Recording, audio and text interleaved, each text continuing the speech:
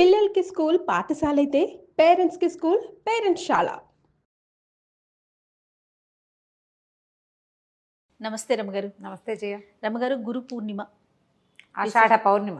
ఆషాఢ పౌర్ణిమ, గురు పూర్ణిమ, ఇంకోటి కూడా చెప్పాలి, వ్యాస పౌర్ణిమ కూడా. వ్యాస మహర్షి జన్మదినం. మామూలుగా మనకి సంవత్సరంలో 12 పౌర్ణములు ఉంటాయి. ఒక్కొక్క పౌర్ణమికి ఒక్కొక్క పేరు, ప్రత్యేకత ఉంది. శ్రావణ కార్తీకము వచ్చేది మనం పండగలాగా కూడా చేసుకుంటాం వాటిని కదా. ఈ ఆషాఢ పౌర్ణిమని ఒక పర్వదినం. మామూలుగా పున్నాల వ్రతాలు, 33 పున్నాల వ్రతాలు అలాంటివి ఉన్నాయి. స్త్రీల వ్రత కథల్లో కనపడుతుంది 33 పౌర్ణములు. అయితే పౌర్ణమి, ఈ వ్యాస పౌర్ణమి నాడు ఏంటంటే ఈ రోజున గురు పూజ చేయటం. అధ్యాపకులే కాదంటే మనకి పాఠం చెప్పిన వాళ్ళే కాకుండా ఆధ్యాత్మిక గురువులు. మనం ఎవరినో ఒకరిని గురువుగా భావిస్తాం. గురువుని సత్కరించుకోవటం, గురువుకి పాదపూజ చేసుకోవటం, గురు వందనం చేయటం, వెళ్ళి మన మాస్టర్లు ఎవరికైనా సరే వీళ్ళ వల్ల మన జీవితం మారింది అనిపిస్తుంది ఒక్కొక్కసారి. వీళ్ళు చెప్పడం వల్లే. అందులో అప్పుడప్పుడు మన అమ్మ నాన్న, మన వదిన వాళ్ళు కూడా ఉంటారు, మన బంధువులు కూడా ఉండొచ్చు, కుటుంబ సభ్యులు కూడా అయి ఉండొచ్చు. వాళ్ళు చెప్పిన ఒక థియరీ వల్ల, లేదా ఒక సలహా వల్ల, ఒక మంచి మాట వల్ల, వాళ్ళు ఇచ్చిన మోరల్ సపోర్ట్ వల్ల మనం జీవితంలో ముందుకెళ్తే వాళ్ళని మనం మా గురువుగా భావించవచ్చు. ఇది కాకుండా ఆధ్యాత్మిక గురువులు, ఆధ్యాత్మిక ప్రగతికి, ఉన్నతికి తోడ్పడిన వాళ్ళు ఎవరివైనా మనం ప్రవచనాలు వింటాం, వాళ్ళని గురువుగా భావిస్తాం. వాళ్ళు చెప్పినవి తూచా తప్పకుండా పాటిస్తాం సాధ్యమైనంత వరకు. ఏ ప్రవచనాలు లేకుండా కూడా ఒక్కొక్కసారి మనం కొంతమందిని, పెద్దవాళ్ళని గురువుగా భావిస్తాం. వారిని దర్శించుకోవటము, పూజించుకోవటము, అది ఈ రోజున చేసేది. అయితే వ్యాస భగవానుడు ఈ రోజున జన్మించాడు. కృష్ణద్వైపాయనుడని వ్యాసుడు, వ్యాస మహర్షి అని చెప్పుకుంటాం కదా. ఈయన ఏంటంటే ఇవాళ రోజున జన్మించడం వల్ల ఆయన జగద్గురువైన శ్రీకృష్ణుడిని మనకి పరిచయం చేశాడు. వ్యాస మహర్షి వల్ల, వ్యాస మహర్షి ఏం చేశారు, ఈ మన ఉద్గ్రంథంలాగా ఉండేది, వేదం అంతా ఒక ముద్దగా ఉండేది. అవును, దాన్ని చతుర్విభాగం చేశారు, 4 భాగాలుగా విభజించారు. విభజించిన తర్వాత ఆయన ఇంకేం చేశారు, బ్రహ్మసూత్రాలకి వ్యాఖ్యానం చేశారు. బ్రహ్మ చెప్పిన వాక్యాలని వ్యాఖ్యానించిన తర్వాత ప్రపంచానికి ఇప్పుడు ఇంత పెద్ద విషయం నీకు నాకు ఏమర్థమవుతుంది, సాధారణ వ్యక్తులకు అర్థం కాదు. మానవులకి ధర్మబోధన ఎలా చేయాలి అని ఆలోచించి అప్పుడే మరి వేదాలు కూడా ఆయన మనుషుల కోసం చేయబడినవే కదా. ఇంత విభాగం చేసినా ఇలా చోడచ కర్మలు ఉన్నవాడు, సంస్కారాలు ఉన్నవాడే దాన్ని తెలుసుకోగలుగుతాడు. వాడు కూడా తెలుసుకోలేడు, చాలా గురువు వాడి చేత్తో పుచ్చుకుని ఉండాలి. గురువుని పాదాలు పట్టుకుని వదిలిపెట్టకుండా ఉండేవాడు తప్పిస్తే సాధారణ మానవుడికి ఆ విషయం తెలీదు. సాధారణ మానవుడికి ఈ విషయం అర్థం కాదు. వాళ్ళకి అర్థమయ్యేలా చెప్పడం కోసం ఏం చేశారు, ఒక ఉద్గ్రంథాన్ని రాయాలనుకున్నారు. ఆయన రాయాలనుకున్నది ఎట్లా రాయాలి, ఏం చేయాలి అంత కథ సంకల్పించుకున్నారు. ఆ సంకల్పించుకున్న కథే భారతం. భారతంలో ఉన్నది అన్ని చోట్ల ఉంది, భారతంలో లేనిది ఎక్కడా లేదు. అంటే ప్రపంచంలో ఎక్కడా ఇదేంటి కొత్తగా ఉందంటే ఆ కొత్త కాదు, అది అవన్నీ భారతంలో ఉన్నవే. మనం ఇప్పుడు చూసే ప్రతిదీ భారతంలో నుంచి వచ్చింది, ప్రతిదీ. అలాంటి ఒక ఉద్గ్రంథాన్ని రచించాలని, దానివల్ల మానవులకి ధర్మం అంటే ఏంటో తెలుస్తుందని భావించాడు ఆయన. నువ్వు భావించినా భావించకపోయినా ప్రతి మనిషికి గురువు వ్యాస మహర్షి. ఉద్గ్రంథాన్ని రచించడానికి పూనుకొని తనకి తెలిసినటువంటి భరతవంశపు కథనే దానికి తీసుకున్నారు. కొన్ని వేల క్యారెక్టర్లు, వేల మనస్తత్వాలు, ఒక్కొక్కటి ధర్మం, ఎవడి ధర్మం వాడిది. ఎవడెవడు ధర్మాన్ని పట్టుకుని నిలబడ్డాడు,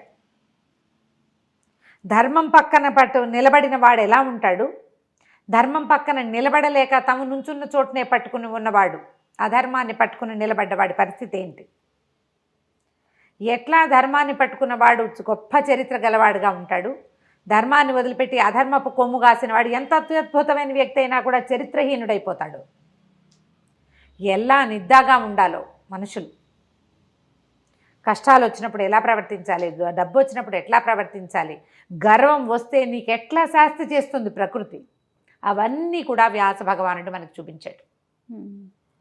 అది మొత్తం ఉద్గ్రంథం రాయడానికి బ్రహ్మదేవుడి అనేది కూడా నేను చెప్తాను. ఎవరైనా రాసేవాళ్ళు కావాలంటే వినాయకుడిని ప్రార్థించు, ఆయన రాస్తాడన్నాడు. ఇప్పుడు మనం చదువుకునే మహాభారత గాథని వ్యాస మహర్షి చెప్తుంటే సాక్షాత్తు వినాయకుడే రాశాడు, ఘంటం ఆపకుండా. ఎక్కడైనా సరే ఆగిపోయావా, నేను ఆపేస్తాను, ఇంకా నేను రాయనన్నారు. వినాయకుడు అన్నారా?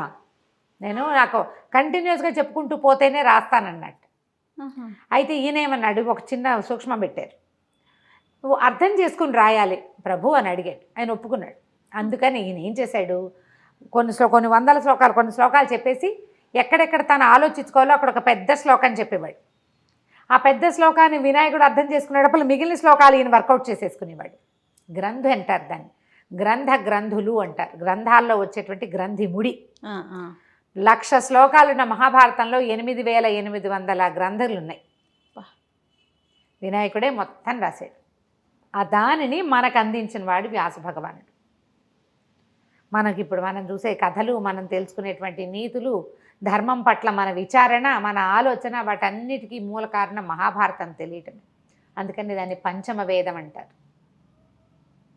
4 వేదాల తర్వాత 5వ వేదంగా భాసిల్లింది. అందులోనే మనం ఇప్పుడు నిత్యము పారాయణ చేయాలి. దాని కల్పవృక్షం మన పాలిట. రోజు చదువుకుంటే మన జన్మ తరిస్తుందని భావించే విష్ణు సహస్రనామాన్ని వ్యాస భగవానుడే భారతంలో మనకు అందించాడు.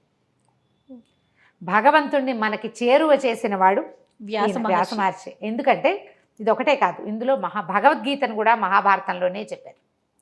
శ్రీకృష్ణ భగవానుడు అర్జునుడికి ఏం బోధించాడో మానవులకి సింపుల్గా చెప్పేశాడు.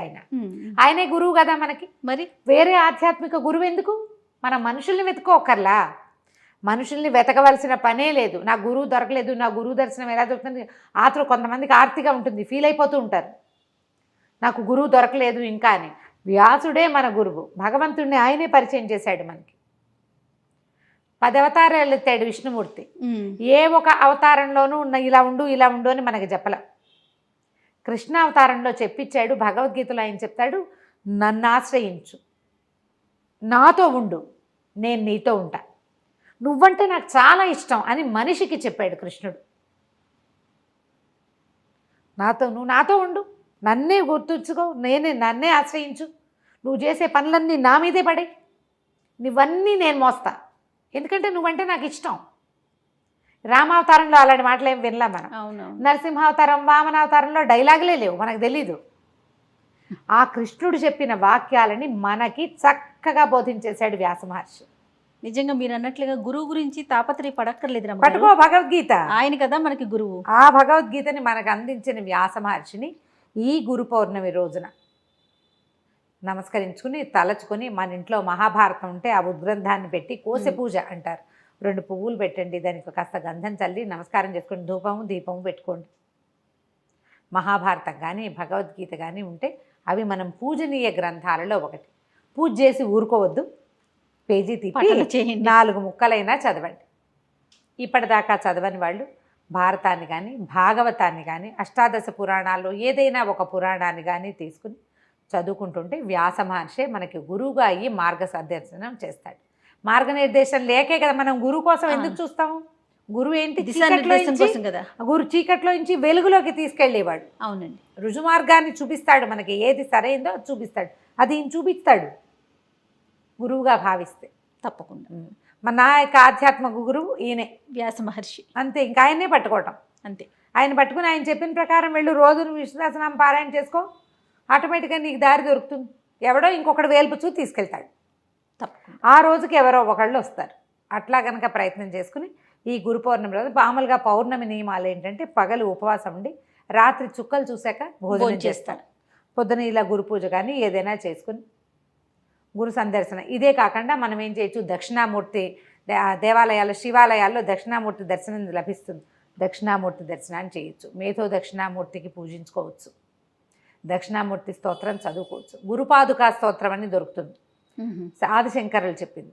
గురుపాదుకా స్తోత్రం చదువుకోవచ్చు, పిల్లలతో కూడా చదివించవచ్చు. మంచిది. దక్షిణామూర్తి శ్లోకం ఒక్క శ్లోకం లేదా హయగ్రీవ స్తుతి, ఒక్క శ్లోకాన్ని జ్ఞానానందమయం దేవం నిర్మల స్ఫటికాకృతి ఆధారం సర్వ విద్యానం హయగ్రీవం ఉపాస్మహే.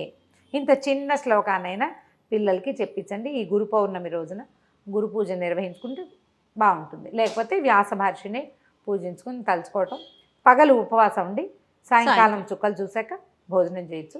ఇట్లా ఈ మన ప్రతి ఇది కనిపిస్తుంది కదా మనకి చంద్రబింబంలో లలితాదేవిని ఉపాసించే విధానం కూడా మనం చేసుకోవచ్చు. ఈ లలిత అర్చన చేయటం అని ఇదివరకు మనం చెప్పాం. ప్రతి పౌర్ణమికి మనం చంద్రబింబంలో అమ్మవారిని భావించి సహస్రనామం చదువుకోవడం, లలితా సహస్రం చదువుకోవటం, పాయసం చేసి కొంచెం వెండి గిన్నెలో పాలు అన్న మనం పరమాన్నం చేసుకుంటాం కదా, చిన్న వెండి పాత్రలో అయినా పెట్టి చంద్రుడి ముందు పెట్టి ప్రసాదం తీసుకుంటే చిత్తానికి సంబంధించిన మనసుకు సంబంధించిన సమస్యలు ఉంటే అవన్నీ తొలగిపోతే మానసిక ప్రశాంతత లభిస్తుంది. అది చేయలేని వాళ్ళు ఇలా చేసుకోవచ్చు. ఈ గురు పూజా మహోత్సవం సందర్భంగా మనం పౌర్ణమి సందర్భంగా మన గురువుల్ని తలుచుకునే అవకాశం కూడా మనకు లభిస్తుంది. తప్పకుండా. నమస్తే. నమస్తే. సుమన్ టీవీలో మీ పర్సనల్ అండ్ బిజినెస్ ప్రమోషన్స్ కోసం కింది నెంబర్కి కాంటాక్ట్ చేయండి.